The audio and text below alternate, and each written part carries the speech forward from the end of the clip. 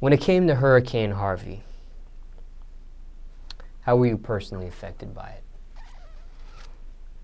Man, I was hurt, like devastated for real, because it's like, man, that's my city. Like, that's where I live, that's where I eat, that's where I breathe. And just to see your city underwater and you can't do shit about it, like, that shit hurt, man. Like, I'm talking about newborn babies getting toted through buckets, kids on the roofs, can't get down, people hungry, can't move. Like, that shit is tough, bro, like, for real.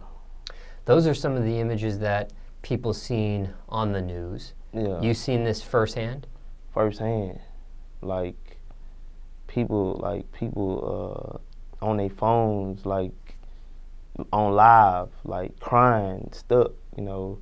I seen some people in my old apartment that I just moved out maybe like 2 years ago, man, you know what I'm saying? And like somebody died on live, you know what I'm saying? They was stuck on the gate, kids on the roof, the water's rising, this shit like 15 feet, bro. And they can't, no rescue team came, you know, they finally got down, but damn, that shit is tough, like for real. But personally, how were you, like, was your house okay? Was whatever your living quarters were? Yeah, my house was fine. My grandmother roof caved in, but she managed to be fine, so that's my heart. So that bothered me a lot, and I couldn't even, like, the freeway to where I move and do, you know, just maneuver, and that shit was underwater. Like, it was no way to move. Family members on the roof. Actually, one of my closest cousins, went into labor during the storm. And she calling me, seeing if I can get anybody towards that, you know, if I can get anybody to get that way, call anybody that I knew that was important to help.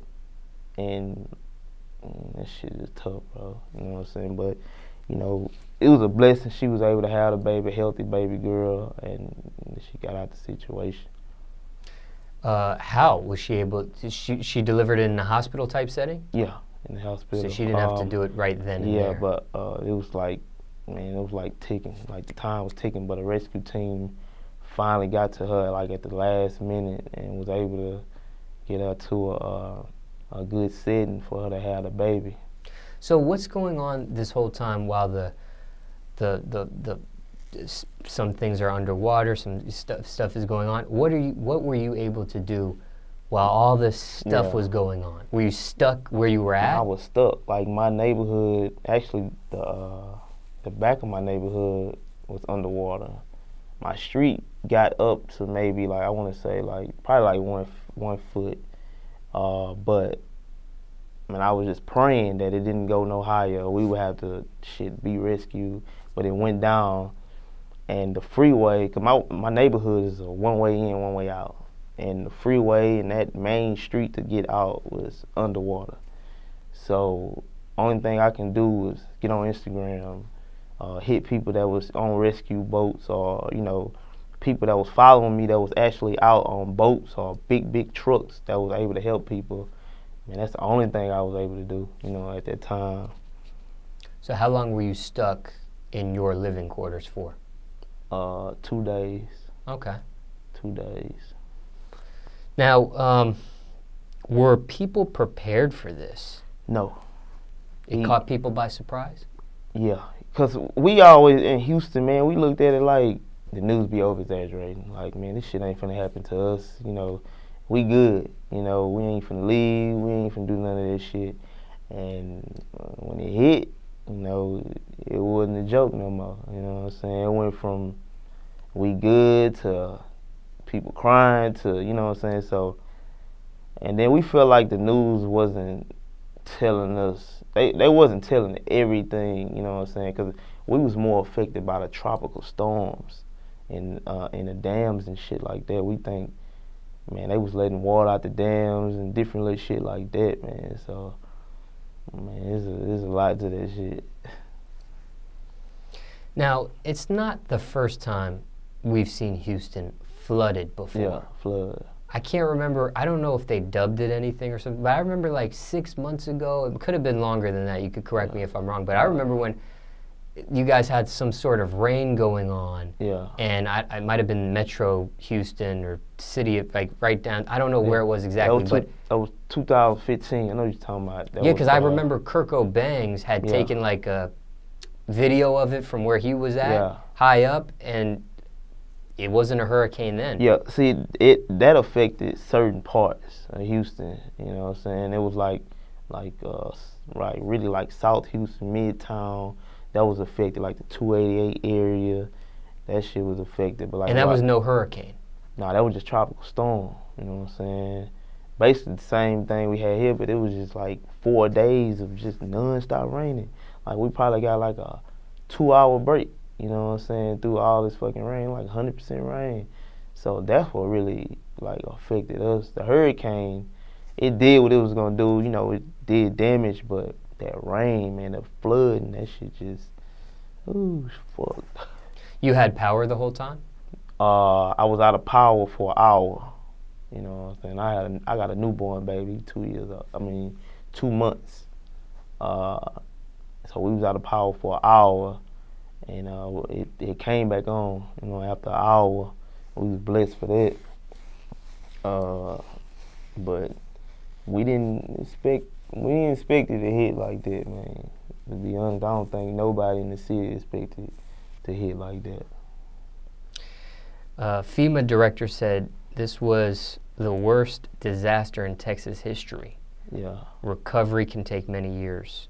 Yeah, I think it was like billions of damage. Yep, I was just about to say economic losses between 70 to 190 billion so far, and a large portion of that by uninsured homeowners. Yeah, a lot of people, man. Like FEMA denied a lot of people that really need that shit, man.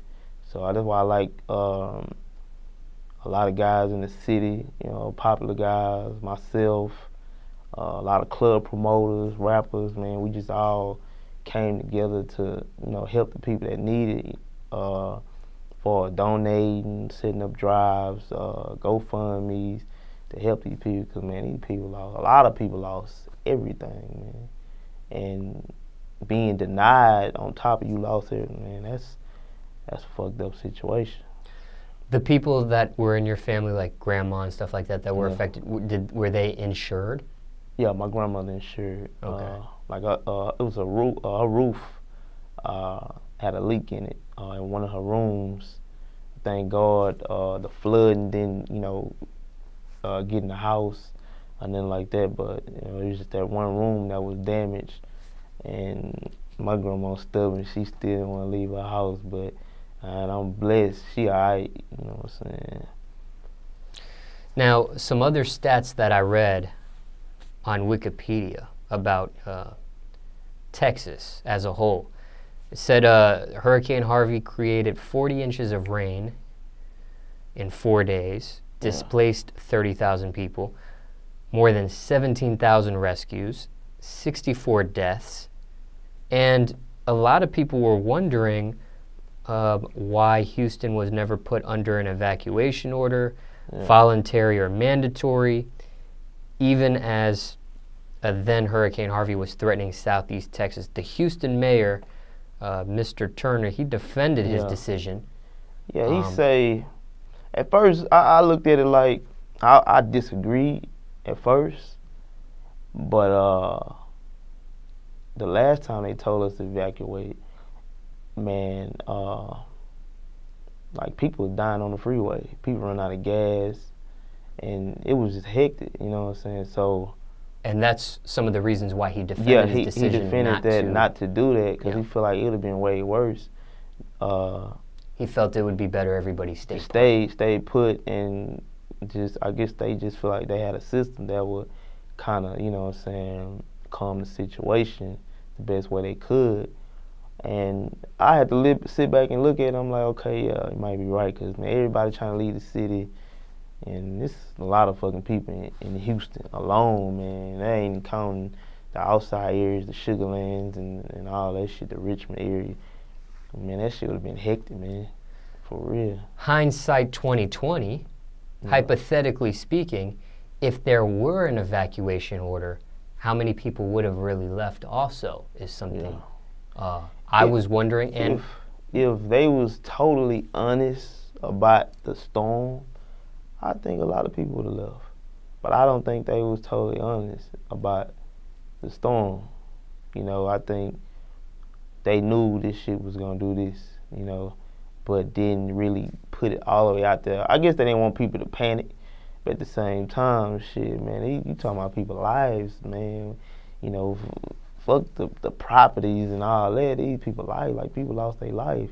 I seen one a Mexican family, man, like 2 little girls. I think it was an uncle and a dad, the grandpa or whatever. Man, they slammed into a bayou, you know, and the uncle got out, and the 2 little girls died. Like, you know, it was that bad. Like, they couldn't even see the bayou from the street, and drove into the bayou. Man, shit crazy.